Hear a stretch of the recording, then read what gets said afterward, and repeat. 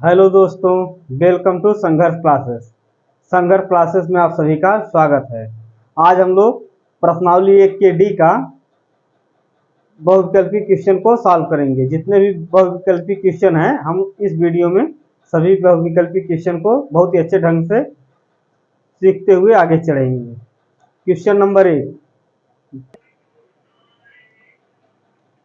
Question number 1, धन पूर्णांक 6a + 5 से ठीक पहले आने वाला धन पूर्णांक होगा। इसमें हमें बताना है कि 6a + 5 से पहले कौन सी संख्या आएगी। ऑप्शन दिया गया है 5a + 4, 6a + 4, 15a + 5, 5a + 6। हमें इनमें से एक चुनना है। इसमें से एक सही है, बाकी 3 गलत हैं। तो हमें यहाँ इसको देखिए, 6a + 5, 6a + 5, 6a + 5 से पहले कौन सा धन पूर्णांक होगा। 6a, यह एक अचर फॉर्म में है। 6 के साथ a गुणा है, जबकि हम a का मान नहीं जानते हैं, तो इसको हम ऐसे सेम का सेम रहने देंगे। और 5 से पहले कौन सी संख्या आती है। 5 से पहले हमेशा संख्या 4 आती है। तो 6a + 4 यह होगी 6a + 5 से पहले आने वाला धन पूर्णांक होगा 6a + 4। अतः हमारा आंसर होगा 6a + 4। क्वेश्चन नंबर 2, अपरिमेय संख्या है। 4 विकल्प दिए गए हैं, इनमें से हमें छांटना है कि कौन सी संख्या अपरिमेय है। 22/7। यदि आपसे पूछा जाए कि बताइए आप लोग 22/7 परिमेय संख्या है कि अपरिमेय संख्या, तो आप लोग क्या बताएंगे। आप लोग बताइए कि 22/7 परिमेय संख्या है कि नहीं है। परिमेय संख्या ऐसी संख्या जिसे हम p/q के रूप में लिख सकते हैं, उन्हें हम परिमेय संख्या कहते हैं। जैसे 22/7 है। 22/7 में 22 भी एक पूर्णांक है और 7 भी एक पूर्णांक है। अतः इसको हम p/q के रूप में लिख सकते हैं।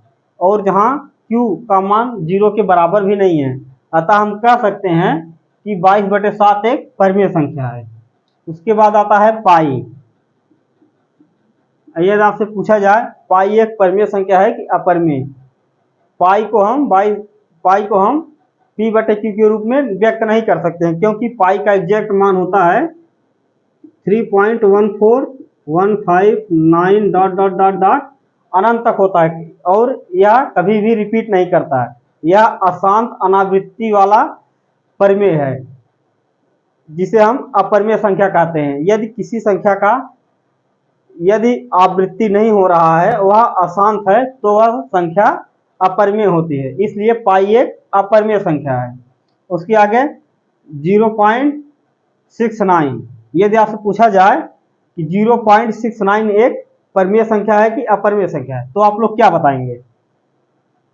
तो हम लोग सबसे पहले 0.69 को इस तरह लिख लेंगे। उसके बाद हम लोग दशमलव के बाद 2 अंक है, 6 है 9 है। एक अंक 6 है, दूसरा अंक 9 है। तो हम लोग इसको 100 से गुणा कर देंगे। 0.69 100 से गुणा करेंगे तो 100 से हमें भाग भी करना पड़ेगा। तो इसको हम 100 से भाग देंगे तो ये हो जाएगा 69/100। क्योंकि जब हम 2 अंक 100 से भाग देंगे तो यह दशमलव 2 अंक बाद खिसक के चला जाएगा, 69 के बाद हो जाएगा। ऐसा हम इसको लिख सकते हैं 69/100। जब यह 69/100 हो गया तो इसे हम p/q के रूप में व्यक्त कर सकते हैं। जैसे 69 भी एक पूर्णांक है और 100 भी एक पूर्णांक है, और यहाँ q का मान भी 0 के बराबर नहीं है। अतः हम कह सकते हैं कि 0.69 एक परिमेय संख्या है। उसके बाद है 15/16। 5/√16 है। तो आप लोग समझेंगे कि रूट में संख्या है, अतः यह परिमेय होगी। लेकिन अभी हम लोगों ने कल पढ़ा था ऐसी संख्या जिसका वर्गमूल कड़ी में वह संख्याएं जिसका वर्गमूल निकल जाता है वह संख्याएं परिमेय संख्याएं होती है। जैसे 5 को हम 5 रहने देंगे और 16 का वर्गमूल 4 होता है। आप लोगों को तो पता ही है कि 16 का वर्गमूल 4 होता है, अतः 5/4 यह एक परिमेय संख्या है, क्योंकि यहाँ 5 भी एक पूर्णांक है और 4 भी पूर्णांक है और हर का मान 0 भी नहीं है। अतः हम कह सकते हैं 5/√16 यह एक परिमेय संख्या है। अतः हमें पूछा था कि अपरिमेय संख्या बताइए, तो यहाँ पे सिर्फ एक है पाई, यह एक अपरिमेय है, बाकी चारों की चारों परिमेय संख्याएं हैं। क्वेश्चन नंबर 3, संख्या 4√3 है। हमें बताना है कि 4√3 क्या है, परिमेय है, अपरिमेय है, पूर्णांक है, अपूर्णांक है, भाज्य है, अभाज्य है, कौन सी संख्या है, हमें इनमें से बताना है। इसमें 4 ऑप्शन दिए हैं। नंबर 1 पे है पूर्णांक, नंबर 2 है परिमेय, नंबर 3 है अपरिमेय, नंबर 4 पे है इनमें से कोई नहीं। अगर यह संख्या 4√3 पूर्णांक और परिमेय अपरिमेय नहीं होगी तो इनमें से कोई नहीं हो सकता है। हम लोग देखते हैं 4√3 है क्या। 4√3 कड़ी में संख्या है, कड़ी में अभाज्य संख्या है।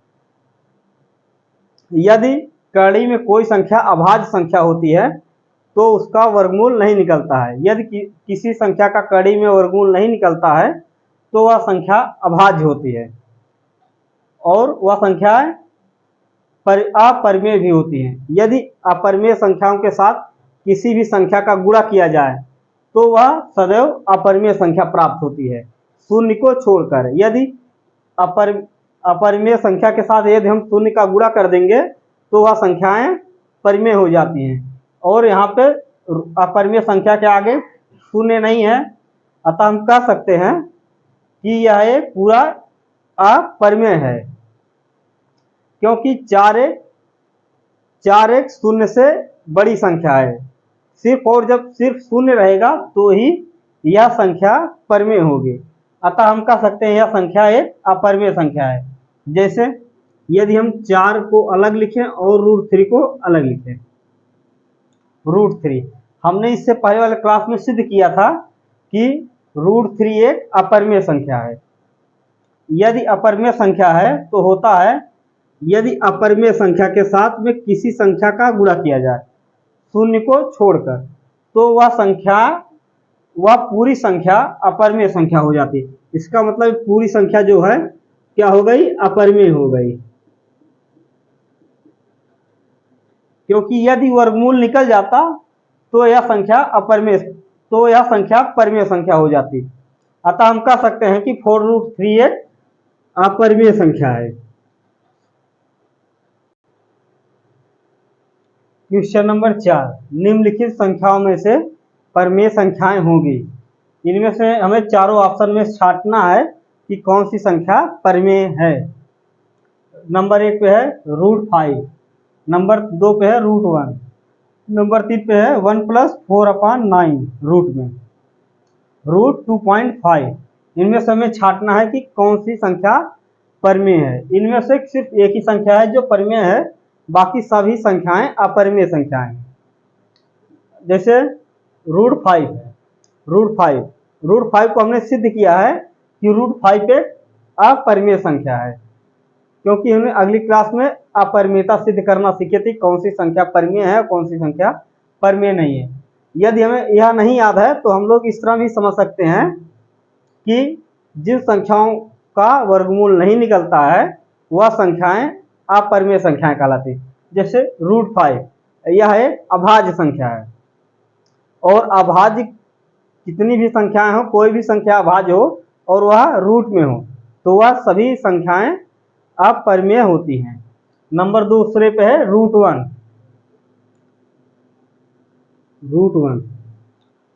वह 1 एक ऐसी संख्या है जिसका वर्गमूल सदैव 1 होता है। इसका वर्गमूल निकल रहा है तो इसका √1 का वर्गमूल 1 होता है, क्योंकि एक ऐसी संख्या है जो सभी संख्याओं को विभाजित करती है, या एक का वर्ग करें, क्यूब करें, ये एक का कितना भी पावर लगा देंगे। जैसे एक का हम पावर 8 लिख देंगे, तो बताइए आप लोग एक का पावर 8 कितना होता है। यदि हम एक का 8 बार गुणा करेंगे तो भी हमें सिर्फ एक प्राप्त होगा। अतः हम कह सकते हैं यदि एक का पावर 2 यहाँ पे 2 रख दे, जैसे √1 दिया है, तो जैसे हम इसको इस तरह भी लिख सकते हैं रूट का पावर 1। इसको अगर रूट का पावर 1 लिख देंगे तो भी कोई इसके मान पे फर्क नहीं पड़ेगा। यदि हम एक का गुणा 2 बार करें, जैसे 1 × 1, तो हमेशा 1 प्राप्त होता है। इसी तरह 1 का हम 8 बार गुणा करेंगे तो भी एक ही आएगा। अतः हम कह सकते हैं कि एक का वर्ग करें या क्यूब करें, कोई कुछ भी करें, तो वह सदैव एक ही प्राप्त होता है। यदि जब एक प्राप्त होता है, एक एक एक एक परिमेय संख्या है, अतः कह सकते हैं कि एक यहाँ पे परिमेय संख्या है।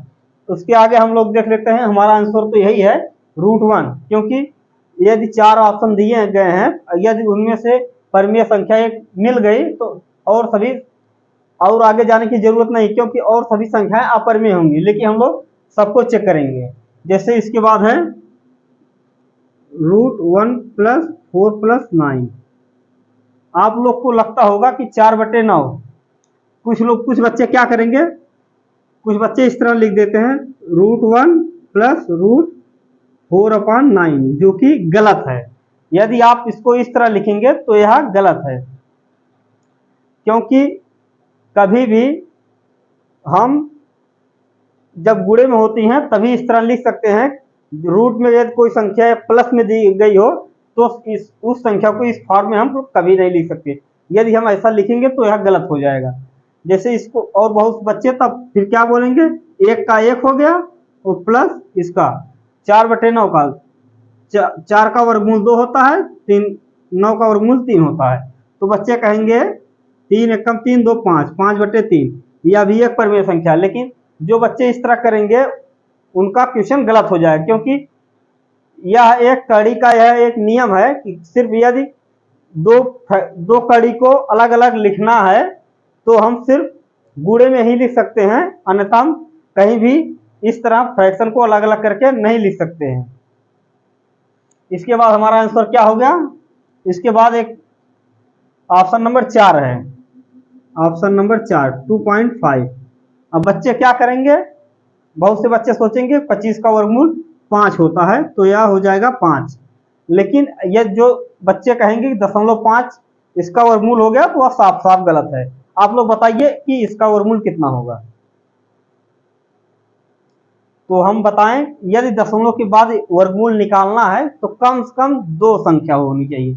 जैसे दशमलव बाद यदि यहाँ पे 2 होता, जैसे 2.25 होता, यदि कड़ी में होता वर्गमूल निकालने के लिए, क्योंकि दशमलव के बाद कम से कम 2 अंक होना चाहिए, नहीं तो 4 होने चाहिए, नहीं तो 6 होने चाहिए, तो ही उस संख्या का वर्गमूल निकलेगा। यदि ये होता तो इसका वर्गमूल 225 का वर्गमूल हमेशा 15 होता है। तो यहाँ पे 15 ये 1.5 कर देते, क्योंकि 0.2 अंक बाद है तो यह दशमलव खिसक के 1 अंक पे इधर आ जाएगा। अतः जब यहाँ पे दशमलव सिर्फ 1 अंक में है तो यह लिखना सरासर गलत है। अतः हम कह सकते हैं कि दशमलव के बाद सिर्फ 1 अंक है, इसलिए इसका वर्गमूल नहीं निकलेगा। अतः हम कह सकते हैं यह भी एक अपरिमेय संख्या है। तो इसका आंसर कौन सा सही हुआ, इसका हुआ ऑप्शन नंबर 2 √1, यह एक अपरिमेय संख्या है। क्वेश्चन नंबर 5, निम्नलिखित में से परिमेय संख्या है। 4 ऑप्शन दिए गए हैं, इनमें से हमें छांटना है कि कौन सी संख्या परिमेय है, कौन सी संख्या परिमेय नहीं है। जो भी संख्या परिमेय होगी वही हमारा आंसर होगा। जैसे पहला दिया गया है 2.732416 ... यह संख्याएं अनंत तक दी गई हैं, लेकिन इनमें से आप लोग ध्यान से देखिए किसी भी संख्या का रिपीटेशन नहीं हो रहा है। हमने क्या अशांत दशमलव में क्या पढ़ा था कि ऐसी संख्या जिसका दशमलव के बाद ऐसी संख्याएं जिनका रिपीटेशन या आवृत्ति नहीं होती है उन्हें हम अशांत अनावृत्ति वाली संख्याएं कहते हैं। ऐसी संख्याएं हमेशा अपरिमेय संख्याएं होती हैं। और दूसरा है √7। √7 ये है अपरिमेय संख्या है, क्योंकि हमने इससे पहली वाली क्लास में इसको सिद्ध किया था कि √7 एक अपरिमेय संख्या है। लेकिन आप लोग यहाँ देखिए 2.737373 यह 6 अंक के बाद यह समाप्त हो गई है। अतः हम इसको यदि लिखना चाहें तो इसको हम परिमेय संख्या के रूप में लिख सकते हैं। जैसे लिखना चाहें 2.737373। यदि हमको दशमलव को इसको हटाकर परिमेय संख्या बनाना हो तो हम इसमें 6 जीरो से गुणा कर देंगे। जैसे यहाँ पे हमें लिख देंगे 1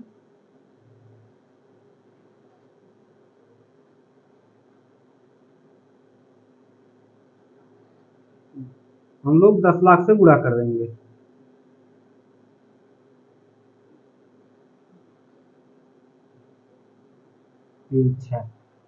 अब इसको हम यदि इसमें से गुणा करेंगे तो यह दशमलव यहाँ चला जाएगा, यह दशमलव 6 अंक के बाद चला जाएगा। जब यह 6 अंक के बाद चला जाएगा तो यह परिमेय संख्या हो जाएगी। जैसे 2737373/1 लाख, 1 लाख नहीं 10 लाख है जी। यह एक परिमेय संख्या है, क्योंकि यह संख्या भी पूर्णांक के रूप में है और यह भी संख्या पूर्णांक के रूप में है। अतः कह सकते हैं और हर का मान 0 भी नहीं है। जब हर का मान 0 नहीं है तो यह संख्या एक परिमेय संख्या है। अतः हम कह सकते हैं कि यह 2.737373 यह एक परिमेय संख्या है। लेकिन हम लोग ऑप्शन नंबर 4 को भी देख लेते हैं कि ऑप्शन नंबर 4, जिसे ऑप्शन नंबर 4 में दिया गया है 0.9। अभी हमने आपको बताया था यदि हमें किसी दशमलव संख्या का वर्गमूल निकालना है तो वह संख्या दशमलव के बाद 2 अंक होने चाहिए, कम से कम 2 अंक होने चाहिए। ये दशमलव के बाद 2 अंक नहीं होगा तो वह उस संख्या का वर्गमूल नहीं निकलेगा। जैसे बहुत से बच्चे क्या करेंगे, अच्छा आप ही लोग बताइए कि इसका वर्गमूल क्या होगा। बहुत से बच्चे इसका वर्गमूल निकाल देंगे 0.3 और सोचेंगे, जब पेपर में क्वेश्चन आएगा बोलेंगे बहुत आसान क्वेश्चन है और इसका 0.3 आंसर करके चले जाएंगे, या इसको लिख देंगे यह एक परिमेय संख्या है। क्योंकि मैंने आप लोगों को बताया है ऐसी संख्या जिसका वर्गमूल निकल जाता है वह संख्याएं परिमेय होती हैं और जिसका नहीं निकलता है वह संख्याएं अपरिमेय संख्याएं होती हैं। तो कभी भी 0.9 का वर्गमूल 0.3 नहीं होगा। जब भी 0.9 का वर्गमूल निकलेगा ही नहीं, क्योंकि दशमलव के बाद सिर्फ एक संख्या है। यदि दिया गया होता 0.09 तो इसका वर्गमूल 0.3 होता। तो इसका वर्गमूल 0.3 होता, क्योंकि यहाँ पे दशमलव के बाद हमेशा जोड़ा बनाया जाता है, जोड़े में ही वर्गमूल निकाला जाता है। यदि दशमलव के बाद एक अंक होगा तो उसका वर्गमूल नहीं निकलता है। 0.9 का वर्गमूल कभी भी 0.3 नहीं होता है। इसके बाद तो यह भी एक अपरिमेय संख्या है। तो सिर्फ ऑप्शन नंबर 3 यही एक परिमेय संख्या है। अतः हम कह सकते हैं कि इसमें सिर्फ ऑप्शन नंबर 3 सही है। क्वेश्चन नंबर 6, 98 के अभाज्य गुणनखंड होंगे। हमें ज्ञात करना है कि अभाज्य खंड के कितने गुणनखंड, 98 के कितने अभाज्य गुणनखंड होंगे। जैसे यहाँ पे ऑप्शन दिया गया है, इसमें से सिर्फ एक ही सही है और हमें सही ऑप्शन को छांटना है। तो हम लोग सबसे पहले 98 का अभाज्य गुणनखंड करेंगे या फैक्टराइजेशन करेंगे। जैसे 98 का हम लोग क्या करेंगे 8, इसके अंत में 8 दिया गया है। यदि इसके अंत में 8 है या सम संख्या है या 0 रहेगी तो वह संख्या सदैव 2 से विभाजित होती है। जैसे 2 चौक 8, 2 9 18। इसके अंत में 9 है। 9 है तो आप कुछ लोग बच्चों को लगेगा यार 3 से विभाजित होगी, लेकिन 3 से विभाज्यता का नियम है, यदि अंकों का योग 3 से विभाजित होता है तो ही वह संख्या पूरी 3 से विभाजित होगी। जैसे 9 4 13, ये 9 और 4 अंकों का योग 9 और 4 13 हो गया। यदि 13 में 3 का पूर्णतः भाग जाएगा, यदि 3 का भाग दशमलव में चला गया तो वह संख्या 3 से विभाजित नहीं होगी। जैसे 3 चौक 12 और शेषफल 1 आ गया। अतः हम कह सकते हैं कि 49 कभी भी 3 से विभाजित नहीं होगा, क्योंकि उसमें शेषफल 1 आ जा रहा है। पूर्णतः विभक्त होने का मतलब है शेषफल हमेशा शून्य आना चाहिए।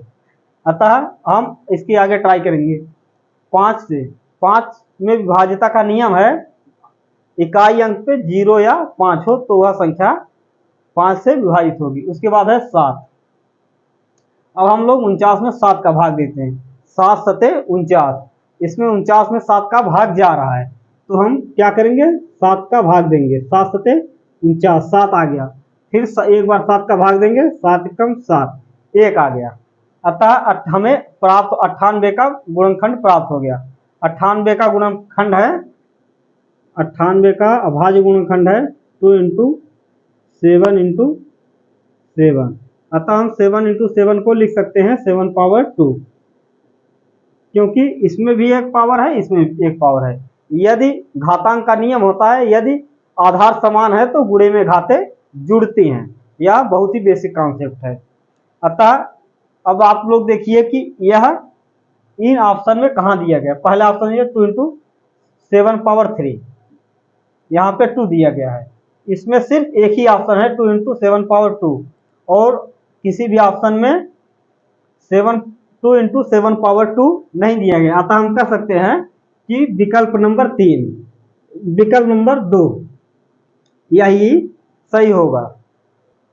क्वेश्चन नंबर 7, 726 और 275 का मासापा होगा। हमें इसमें से ज्ञात करना है 726 और 275 का मासापा क्या होगा। अब विकल्प 4 दिए गए हैं, 16 15 17 11, इनमें से कोई एक ही सही है, उसको हमें छांटना है। तो हम लोग सर्वप्रथम 726 और 275 का अभाज्य गुणनखंड करेंगे। जैसे 726 का भाज्य गुणनखंड लास्ट में 6 है या सम संख्या है तो इसका भाग 2 से चला जाएगा। 2 3 6, 2 6 12, 2 3 6। यह उसके बाद यह 2 से नहीं विभाजित होगा, क्योंकि इसके इकाई अंक में 0 और सम संख्या नहीं है, तो यह संख्या 3 से विभाजित होगी। क्योंकि 3 3 6 3, इसका योग 3 से विभाजित होगा, अतः यह 3 से विभाजित होगी। 3 आ गया 21, 121। 121 सदैव 11 से विभाजित होता है। 11 एकम 11, 11 एकम 11,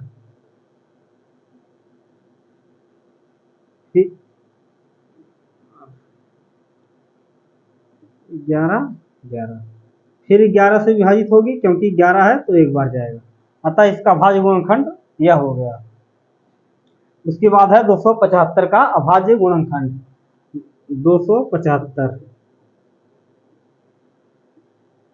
275 का अभाज्य गुणनखंड, इसके लास्ट में 5 है तो यह संख्या 2 और 5 से विभाजित होगी, 5 से विभाजित होगी। इनके अंकों का योग 3 से विभाजित नहीं हो रहा है, अतः यह संख्या 3 से विभाजित नहीं होगी। तो सर्वप्रथम भाग देंगे 5 का। 5 27 में 5 का भाग देंगे तो 5 बार जाएगा, और फिर यहाँ पे 2 बचेगा, फिर 5 बचे 25, फिर लास्ट इकाई अंक 5 है तो फिर हमें 5 से भाग देंगे।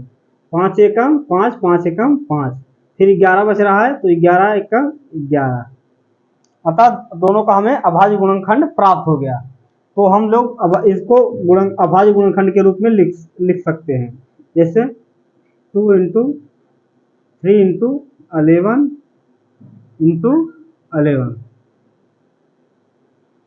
और 275 को अभाज्य गुणनखंड के रूप में लिखने पर 5 × 5 × 11, तो इसको हम छोटे रूप में लिख सकते हैं। जैसे 2 इंटू 3 इंटू 11 पावर 2।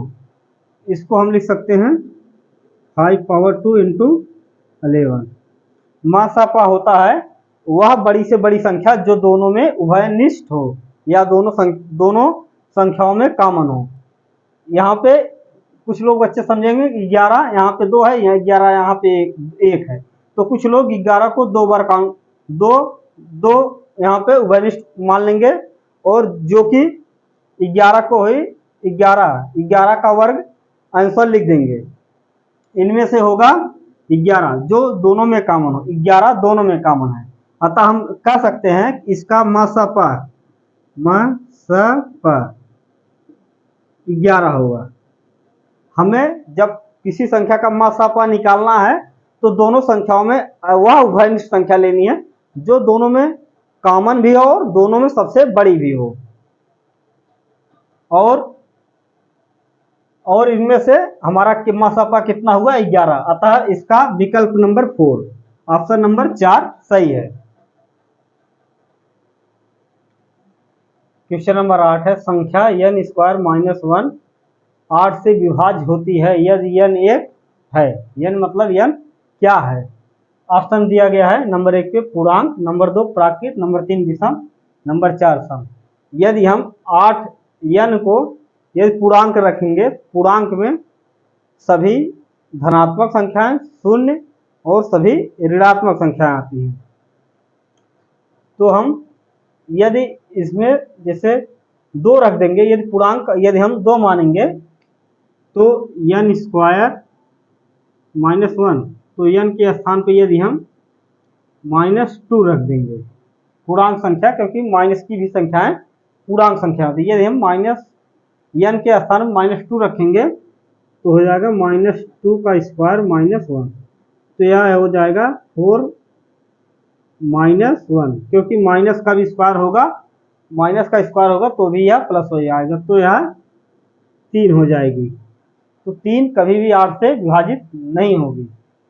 यदि हम विषम संख्या रखते हैं, जैसे सबसे छोटी विषम संख्या 1 को छोड़कर 3 आती है, यदि हम n के स्थान पे प्राकृत संख्या रखें, प्राकृत संख्या में सम संख्या सभी धनात्मक संख्या, चाहे वो सम हो चाहे विषम हो, सभी संख्या आती हैं। यदि हम प्राकृत में संख्याओं में यदि n स्क्वायर -1, तो n को n बराबर प्राकृत संख्या रखें, n को यदि हम प्राकृत संख्या रखें, प्राकृत संख्याएं होती हैं 1 2 3 4 डॉट डॉट डॉट अनंत तक होती हैं।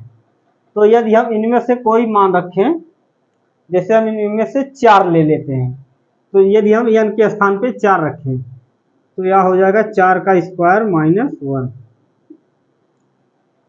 सम का यदि हम किसी सम संख्या का वर्ग करेंगे तो वह हमेशा सम संख्या ही प्राप्त होगी, और जब सम संख्या प्राप्त होगी, यदि सम संख्या में से घटा दिया जाएगा तो वह संख्या विषम प्राप्त होगी, और कोई भी विषम संख्याएं 8 से विभाजित नहीं होती हैं। जैसे 4 का स्क्वायर 16 हो गया, और 16 8 से विभाजित होता है, लेकिन यदि इसमें से एक घटा दिया जाएगा तो यह 15 हो जाएगा, और 15 8 से विभाजित नहीं होता है। अतः हम कह सकते हैं पूर्णांक और प्राकृतिक संख्याएं 8 से विभाजित नहीं होती हैं, और यह न तो पूर्णांक है न ही प्राकृत है। नंबर 3 पे है विषम संख्या। अब हम चेक करते हैं कि विषम संख्याएं, जैसे यहाँ पे दिया है n स्क्वायर -1, हम यहाँ रखेंगे n बराबर विषम संख्या, विषम संख्या। यदि विषम संख्या जैसे 3 5 7 ऐसे डॉट डॉट डॉट अनंत तक, तो फिर हम n के स्थान पे 5 रखते हैं, n बराबर 5, तो हो जाएगा 5 का स्क्वायर -1। 5 का स्क्वायर होता है 25 में एक -1 बराबर 24, अतः 24 8 से विभाजित होता है। अतः हम कह सकते हैं यदि n एक विषम संख्या हो तो n स्क्वायर -1 8 से विभाजित होगा। पांचवा है सम संख्या। यदि n का मान सम संख्या होगा तो सम संख्या का वर्ग करेंगे तो वह सम संख्या प्राप्त होगी, और सम संख्या में से एक घटा दिया जाएगा तो वह विषम संख्या हो जाए, और विषम संख्या 8 से विभाजित नहीं होती। जैसे n स्क्वायर माइनस 1, तो n बराबर सम संख्या। सम संख्याएं क्या होती हैं? 2, 4, 8 डॉट डॉट डॉट। यदि n बराबर हम 8 रखें तो 8 का वर्ग कर देंगे, 8 का वर्ग माइनस 1, 8 का वर्ग 64 होता है, 8 का वर्ग 64 होता है, और 64 में से घटा देंगे तो 63 आएगा। 64 8 से विभाजित होता है, लेकिन 63 कभी भी 8 से विभाजित नहीं होता। अतः हम कह सकते हैं यदि n स्क्वायर माइनस 1 8 से विभाजित है तो n का मान सदैव एक विषम संख्या होगी। अतः विकल्प नंबर 3 सही है। क्वेश्चन नंबर 9, यदि 65 और 117 के एचसीएफ को 65m माइनस 17 के रूप में व्यक्त किया जा सके तो m का मान होगा। हमें इसमें m का मान निकालना होगा। 65 और 17 का सबसे पहले हम लोग अभाज्य गुणनखंड करके उसका मासा निकालेंगे। जिसमें 65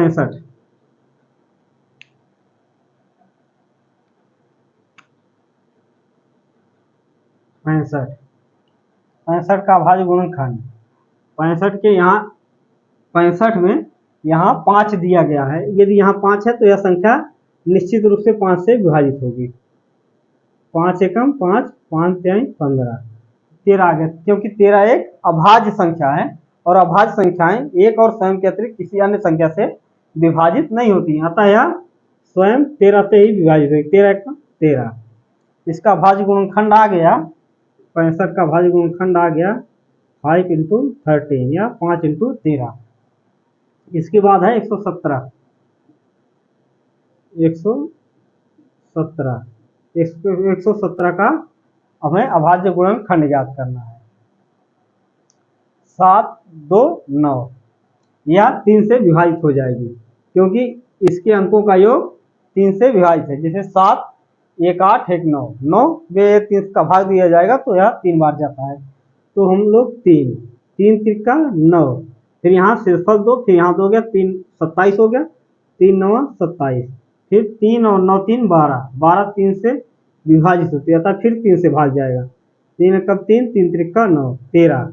13 एक अभाज्य संख्या है और किसी भी अभाज्य संख्या में एक और स्वयं कहते किसी अन्य संख्या का भाग नहीं है, अतः यह स्वयं 13 से विभाजित होगी। इसलिए 117 का अभाज्य गुणनखंड, 117 का अभाज्य गुणनखंड है 3 इंटू 13 या। तो हमें इसमें से मासा निकालना है। जैसे इसमें भी 5 इंटू 13, इसमें भी 13 है और इसमें भी 13 है। जब दोनों संख्याओं में 13 एक उभयनिष्ठ संख्या है, दोनों संख्या में है और बड़ी से बड़ी रूप में है, तो अतः हम कह सकते हैं इन दोनों संख्याओं का मासापा 13 होगा। अच्छा, दोनों संख्याओं का मासापा 13 होगा। और क्या दिया है? 65m माइनस 17 को एचसीएफ इतने के एचसीएफ को इतने के रूप में व्यक्त किया जा सकता है, किया जा सके तो m का हमें मान निकालना है। तो हम इस व्यंजक को एचसीएफ के बराबर कर देंगे। जैसे इसको हम लिख सकते हैं एचसीएफ बराबर 65m माइनस 117। तो ये हो गया। इसके बाद हम लोग एचसीएफ के स्थान पर 13 लिख देंगे, तो 65m माइनस 117। इधर माइनस में है, जब हम इधर इसका पक्षांतर करेंगे तो यह प्लस में आ जाएगा, तो हो जाएगा 13 प्लस 117 इक्वल टू 65m। अब हम लोग m इधर रख के m का मान निकाल देंगे। जैसे इसका इसमें भाग देंगे, इसको जोड़ेंगे और इसमें इसका भाग देंगे। ये हो गया 17 और 13 30 हो गया, 30 का 0, फिर 1 7 3 10 की 0, 1 1 2 1 3, फिर यहाँ पे 1, फिर यहाँ पे बचा 65m, यहाँ पे बचा 65m। तो हम m को इधर रख के 130 में 65 का भाग देंगे, 130 में 65 का भाग देंगे। 65 का 2 बार गुणा करके देखते हैं, 65 गुणे 2, 2 पचे 10, 2 छक 12, 1 13। अतः 65 का 2 भार 65 को 65 एकम 65, 65 दूना 130। अतः यम बराबर कितना आ गया 2। अतः हमारा आंसर हो गया यम बराबर 2।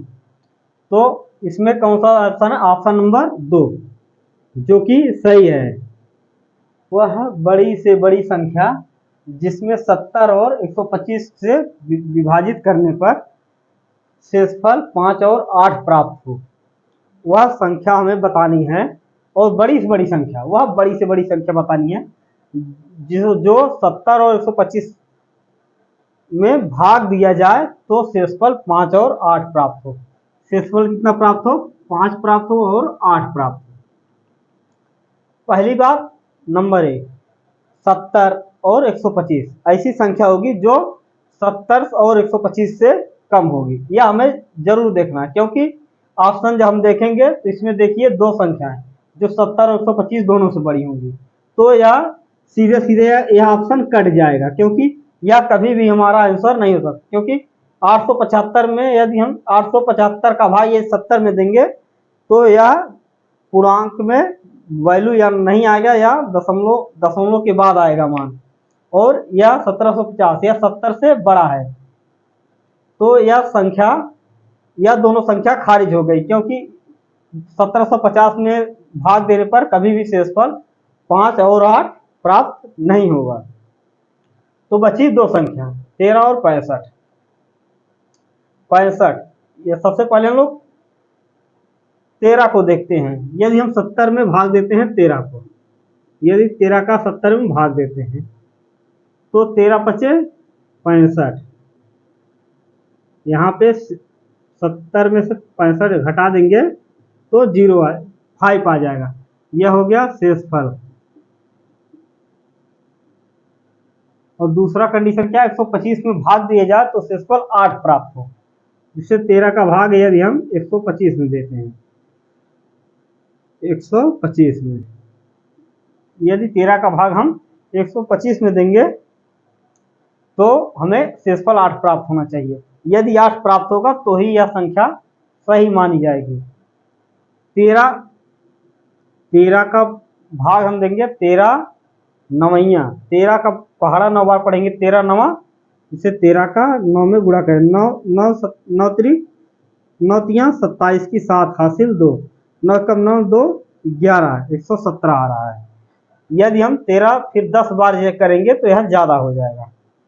फिर यहाँ पे 9 बार और यहाँ पर आ गया 117। यदि 125 में 117 घटाएंगे तो यहाँ 15, यहाँ से हासिल जाएगा, यहाँ 15 हो जाएगा, 15 में 7 जाएगा तो 8 प्राप्त होगा। तो यहाँ पे शेषफल 8 प्राप्त होता है। यह हमारे दोनों कंडीशन को पूरा कर रहा है। उसके बाद हम लोग 65 को भी चेक कर लेते हैं। 65 यदि 65 से 70 में भाग दिया जाए तो भागफल एक बार जाएगा और 65 एकम 65, और यहाँ पे शेषफल भी 5 प्राप्त होगा। यहाँ पे शेषफल भी 5 प्राप्त होगा। उसके बाद यदि 65 का भाग 125 में दिया जाए,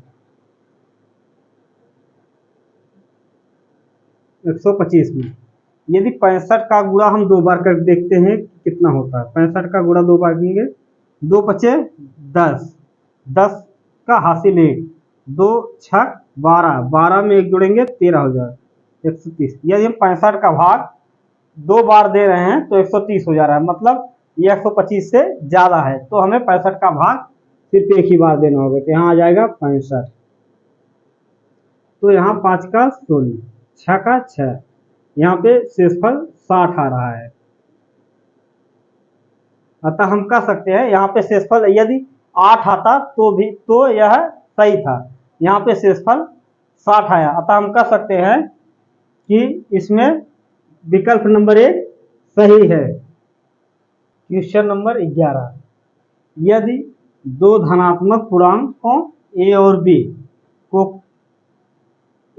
को a बराबर x³ y³ और b बराबर xy³ के रूप में व्यक्त किया जाए जहां x y अभाज्य संख्याएं हैं। x और y क्या है, एक अभाज्य संख्या है। तो HCF of a into B का एचसीएफ या मासापा ज्ञात करो।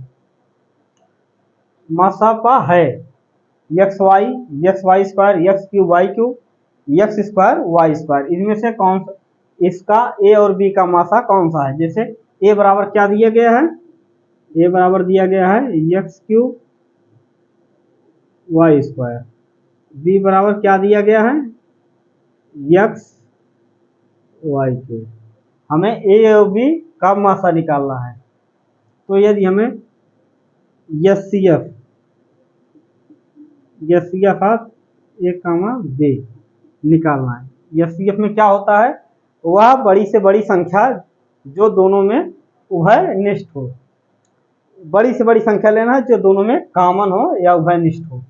जैसे यहाँ पे एक्स क्यूब है, यहाँ पे एक्स क्यूब है और यहाँ पे एक्स है। तो हम एक्स क्यूब और एक्स में से दोनों में कौन सी बड़ी घात में है, एक है, एक्स दोनों में है। तो हम यहाँ पे लेंगे एक्स।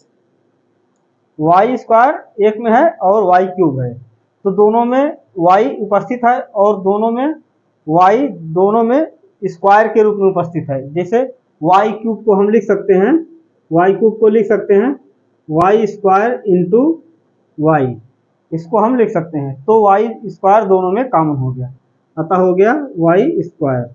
अतः इसका एचसीएफ हो गया एक्स वाई स्क्वायर। अब हम देखते हैं कि कौन से विकल्प में दिया। विकल्प नंबर 2 में दिया गया है कि ऑप्शन 2 में है एक्स वाई स्क्वायर, अतः यह विकल्प नंबर 2 सही होगा। यदि क्वेश्चन नंबर 12, यदि दो धनात्मक पूर्णांकों p व q को p बराबर ए बी स्क्वायर तथा q बराबर ए क्यूब बी है, b के रूप में व्यक्त किया जाए जहां a व b अभाज्य संख्याएं हैं, तो एलसीएम ऑफ पी क्यू का एलसीएम ज्ञात करिए।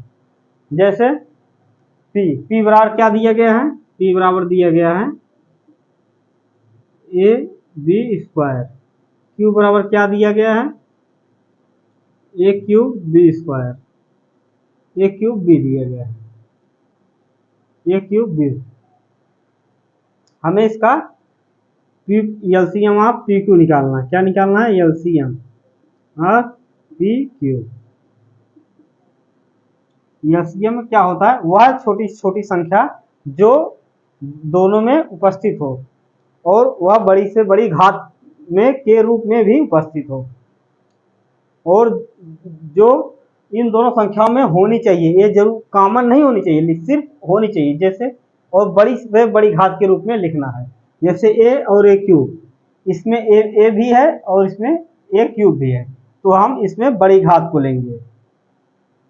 यहाँ पे हो जाएगा ए क्यूब, और यहाँ पे बी स्क्वायर के रूप में है और यहाँ बी है, तो यहाँ भी हम बी स्क्वायर वाला लेंगे, ना कि बी लेंगे, क्योंकि एलसीएम में हमेशा सबसे बड़ी घात को लिया जाता है। और जो संख्या दोनों में नहीं हो, यदि कोई संख्या एक में नहीं है और एक में है, तो वह संख्या भी इसमें काउंट किया जाता है। तो इसका एलसीएम आया ए क्यूब बी,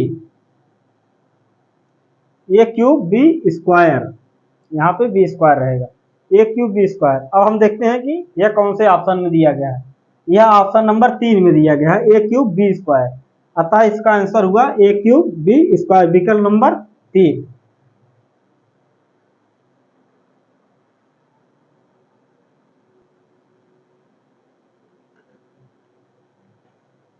क्वेश्चन नंबर 13, एक शून्येतर परमेय संख्या अपरमेय संख्या का गुणनफल। परमेय संख्या व अपरमेय संख्या का गुणनफल होता है। हमें जानना है कि परमेय और अपरमेय संख्या का गुणनफल। यदि एक संख्या परमेय है और दूसरी संख्या अपरमेय है और हम उन दोनों संख्याओं का गुणा करेंगे तो गुणनफल क्या प्राप्त होता है। लेकिन एक शर्त दिया गया है, क्या, शून्येतर। शून्येतर का मतलब होता है शून्य को छोड़कर कोई भी संख्या जो परिमेय हो और अपरिमेय हो। यदि शून्य को छोड़कर कोई भी संख्या हो, यदि हम किसी परिमेय और अपरिमेय संख्या का गुणा करेंगे तो क्या प्राप्त होगा। यदि हम 0 नहीं ले सकते, मान लीजिए कि कोई परिमेय संख्या है 5। हमने बताया है कि 5 एक परिमेय संख्या होता है जिसके हर में कुछ ना हो तो उसके हर में 1 मान लिया जाता है, और 5/1 यह एक परिमेय संख्या है। और कोई संख्या, एक संख्या मान लेते हैं, अपरिमेय संख्या मान लेते हैं √7। यह परिमेय संख्या है, यह अपरिमेय संख्या है। यदि हम परिमेय और अपरिमेय का गुणनफल करेंगे तो क्या प्राप्त होता है? 5√7। क्या प्राप्त होगा? 5√7। और 5√7 इस तरह के व्यंजक को हम सदैव अपरिमेय संख्या मानते हैं, क्योंकि इससे पहले हमने सिद्ध किया है कि 2√3 यह एक अपरिमेय संख्या है। उसी तरह है 5√7, यह भी एक अपरिमेय संख्या। इसका जैसे यदि कोई और संख्या ले लें, जैसे कोई परिमेय संख्या है 7/2, यह एक परिमेय संख्या है। और अपरिमेय संख्या जैसे ले लेते हैं √11। यदि इन दोनों का हम गुणा करें, यह परिमेय हो गया, यह अपरिमेय हो, यदि हम इन दोनों का गुणा करें तो क्या प्राप्त होगा? 7√2 × √11।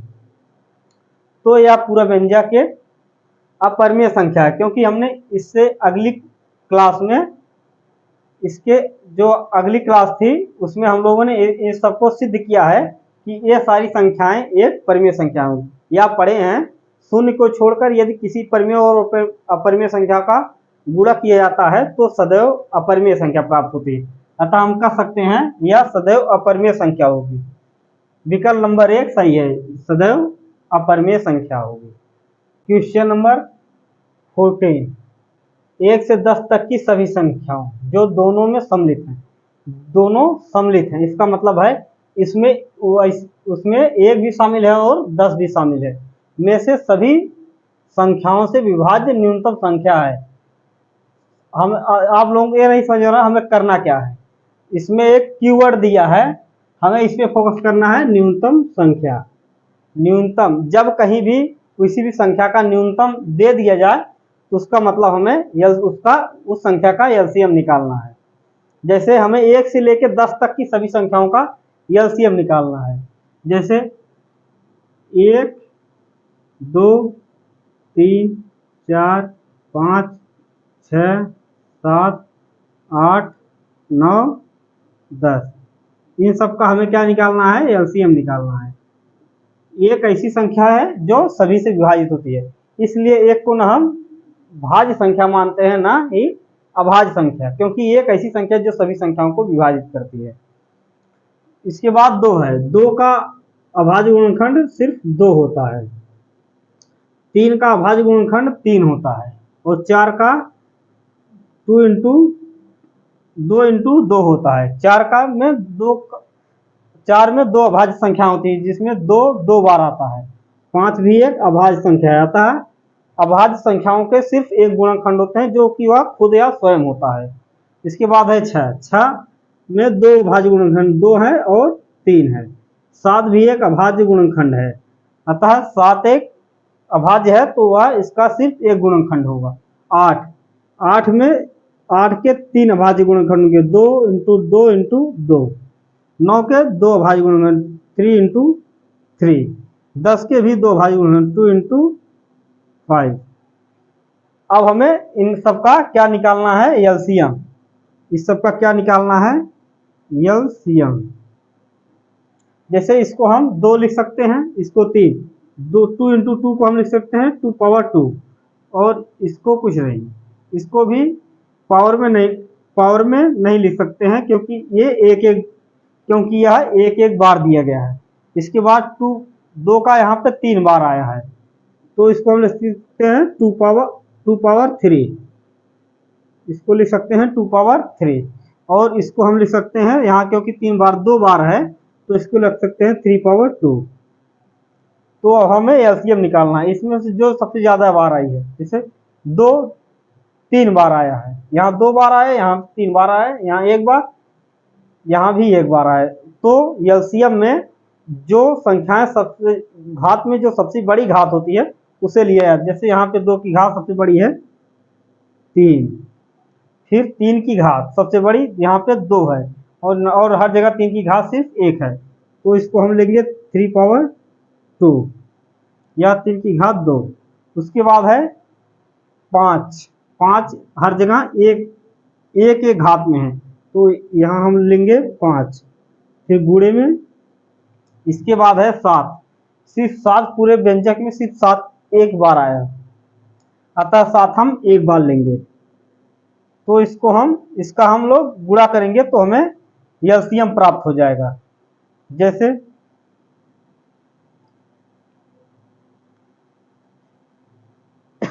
इसका हम गुणा करेंगे तो 8 हो जाएगा, क्योंकि 2 का पावर 3 8 होता है, और 3 का पावर 2 9 हो 3 का पावर 2 9 होता है, गुणे 5 इंटू गुणे 7, 9 8 72, 7 5 35, 72 और 35 का हम लोग गुणा करेंगे।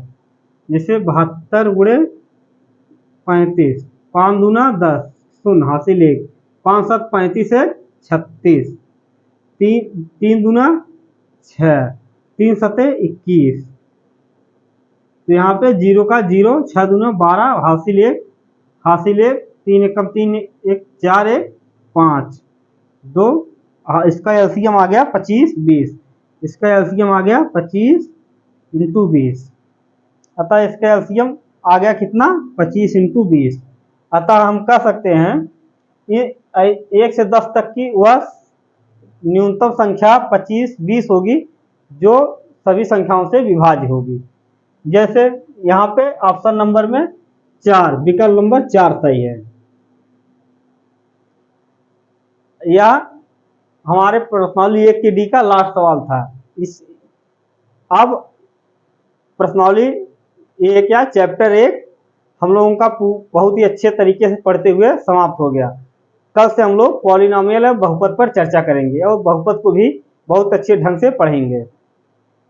यदि यह वीडियो आप सबको पसंद आया हो तो आप लोग इस वीडियो को लाइक शेयर सब्सक्राइब करें और ज़्यादा से ज़्यादा अपने दोस्तों में शेयर करें, ताकि इस वीडियो का लाभ सभी लोगों को हो और उन सभी लोगों को अपने परीक्षा में बहुत ही अच्छा परफॉर्मेंस हो और यहाँ से कोई भी क्वेश्चन आए तो इससे बाहर ना जाए। Thank you.